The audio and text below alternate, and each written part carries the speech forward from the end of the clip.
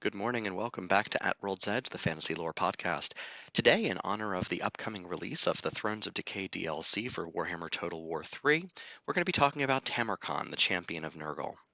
What we'll be doing is just a quick overview of his life as it was told in the Thrones of Chaos expansion book by Forge World back in the early 2000s, and where this may lead us as far as the story and the gameplay in the upcoming DLC. Obviously, there's been a lot of videos out on the DLC already, so feel free to check those out. Some great ones are from Great Book of Grudges. Um, and with that, let's go ahead and jump right in. Tamarkan is the descendant of the Great Kurgan. This is a kind of a Genghis Khan figure who ruled the Kurgan tribes of the eastern steppes. These are the areas north of Cathay and north of the mountains of Morn, so far outside where our regular play area is in the Warhammer world. But this chieftain of the Kurgan called Tamerkhan took control of his already large force, and then joined up with a gathering of Chaos warbands at Zanbajan, which is an ancient city that straddles the border between the Mountains of Morn, the Great Steppes, and really the areas that we associate with Kislev in the Old World map. Here he was able to dominate all of his opponents and claim the right to lead these forces in a great campaign towards the Old World. Now, this is not an unusual occurrence. It's unusual for a group of this size, and there hadn't been an incursion of this size since the Great War against Chaos nearly 2 centuries before. But with that in mind, he had a different plan than Asavar Kull did when he descended from the north and ran into Kislev and then the Northern Empire. Tamerkhan had a vision of approaching from the south of the empire, which is less defended because it's used to defending against goblins and ogres and other mannish kingdoms from the border princes, and not the widespread, all-encompassing invasions from chaos that have hardened the northern border. So he received this vision, and he also received a very specific vision of the throne of chaos, which was the target of the campaign, and which was for imperial terms, the city of Nuln. And many of you may remember the city of Nuln as being the former capital of the empire, the headquarters of the Imperial Gunnery School, the location of the steam tanks, as well as the home base for the Knights of Mor.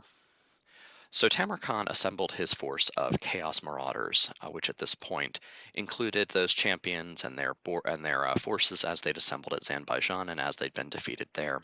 He then descended north through the Mountains of Morn, the Mountains of Morn being the location of vast tribes of giants, which he enslaved, tribes of ogres, which he also enslaved, and additionally further tribes of Chaos Marauders, such as the Dolgan, which is where we get Kaizak the Befouled from, as well as Sile the Faithless.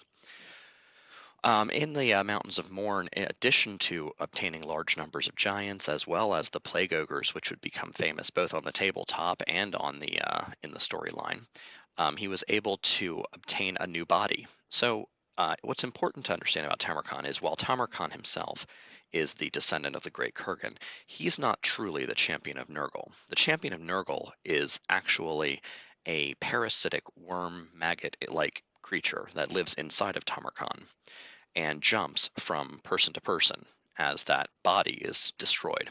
Nurgle, as we all know, is the Lord of Decay, and so it's fairly frequent that the physical bodies of his champions, will decay beyond repair. And besides which, they could also be killed in combat. On the tabletop, this was represented by if the character was slain, if Tamarkhan was slain by a hero or lord of the other army, then there was a chance that he could jump into that lord and take over their body, which was super fun to play against as well as to play as back in the day.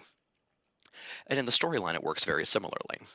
In fact, Tamarkhan switched bodies early on in his journey at the champion fight in Zanbajan when he snuck into the body of a powerful Slanesh lord.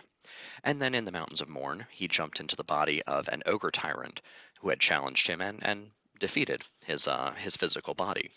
However, the ogre tyrant was taken over, and then because their tyrant was taken, his tribe also joined and accepted the gifts of Nurgle. From the Mountains of Morn, the now increasingly large horde descended into the Plains of Zar. This is the homeland of the Chaos Dwarves, who they did fight, and came to the conclusion that fighting across the Chaos Dwarves' territory would only lead to further bleeding. And really, if they were going to take out the cities of the Empire, then they needed more than just uh, endless hordes of soldiers. This was where previous Chaos incursions had failed. They needed artillery and they needed armor and weapons. And the Chaos Dwarves were happy to provide this in abundance in exchange for their preferred currency, being, of course, slaves. And also, they wanted to end up accompanying the journeying horde, so that they could get some additional black powder and magical artifacts from the Empire, which at this point, while the Chaos Dwarves would never be so humble as to say the Empire was reaching their technological prowess, they are not so dumb as to not acknowledge that other races may have innovations that they can use, and they wanted to get their hands on these as well.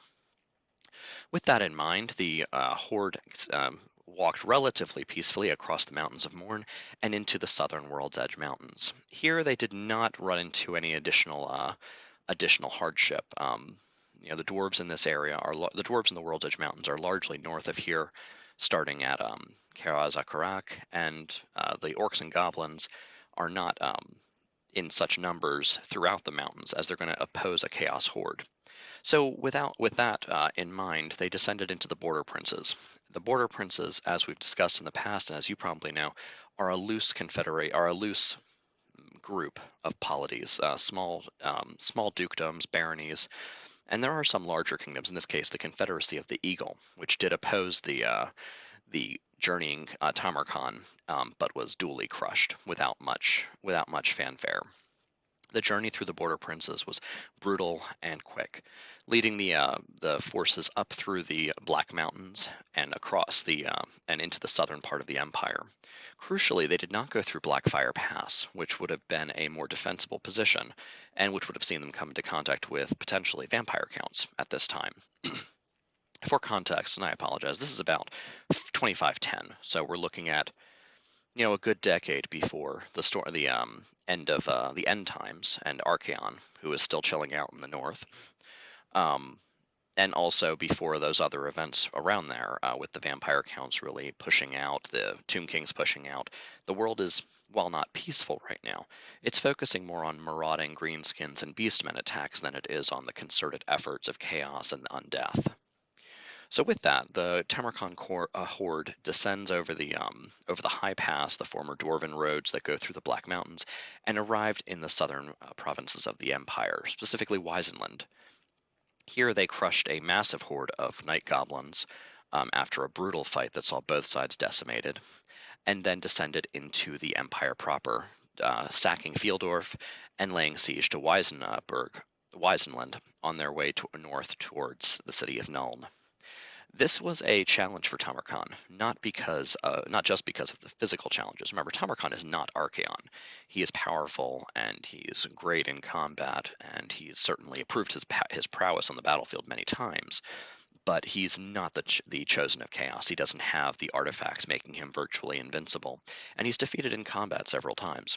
So he doesn't have that, and he also doesn't have the blessing of all four gods. He has the blessing of Nurgle, which is wonderful, but it leaves the other three gods as a bit of a political and mystical obstacle for him, which we see several times over his campaign. He does have to balance the needs and wants of his various factions uh, against his own. And sometimes this manifests itself by sending out dangerous groups to fight enemies that may kill them, or at least make them happy to fight. And other times it results in him simply beating down people into submission. Either way, Tamarkhan displays a sort of crude intelligence and political savvy throughout this whole process. He's definitely not a statesman like Karl Franz, and he doesn't have the mystical um, kind of acumen that Archaon or Volkmar the Grim or Wurzag may have in putting an alliance together based on faith. But he does have a solid mix and balance of both. He's too powerful to fight one-on-one, and even dispatches an assassin pretty easily who came to kill him. but he can protect he can project himself physically onto his subordinates, and also he does understand the needs of the chaos hordes and the ogre hordes under him and what they want. If he wants to get the chaos dwarves on his side, give them a town to use as a slave processing facility, which he does. If he has ogres, give them something to eat. If he has chaos hordes, give them something to fight. And this we see over the course of his entire journey up north until he reaches the gates of Nuln itself. At Nuln, Tamurkhan's abilities are on full display. He attacks over the entirety of the southern and eastern side of Nuln's borders across the river Aver, and uses his artillery to great effect. He uses his cavalry to great effect. It's essentially a masterpiece in everything that you can see on the Warhammer tabletop on a grand scale. Ultimately, the forces of Nuln are too well entrenched for Tamarkhan, and his forces are defeated. Not just it wasn't just a kind of uh, episode one situation where Tamarkhan is struck down and his forces are destroyed. His forces are solidly held up on most fronts, not even managing to fully breach Nuln until Tamarkhan himself is destroyed through the machinations of both Theodore Bruckner, the champion of Countess Emmanuel of Nuln, and also Elspeth von Draken, the magitrix of the Amethyst College and the most powerful magic user in that part of the empire. Through the efforts of both of them, uh, Tamarkhan was not only defeated physically but also spiritually, with his demon being fully banished. This loss was massive to the empire, at least into the people of Nuln, with their forces completely devastated. The Magitrex disappearing, permanently or not, we don't know. We never hear from her again because the world ends relatively shortly afterwards.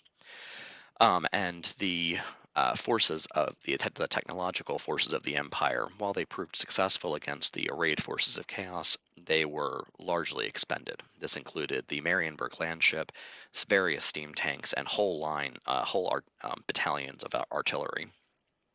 It would be difficult to argue that this did not come into effect in the general storm of chaos which appeared a decade later and resulted in the end times.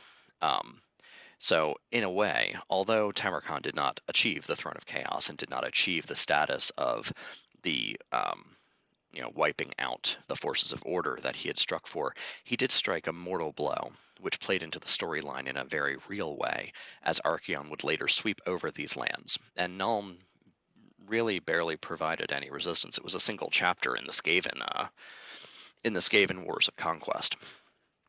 So, with that, what was Tamarkhan at heart? If you're playing him either on the tabletop or on PC, Tamarkhan was a Chaos Lord. He stretched the breadth of the world, and through his campaigns, we saw him face Cathay, ogres, greenskins, chaos dwarves, imperials, other chaos factions, border princes, and dwarves. We saw him fight basically every type of enemy there was and come out on top.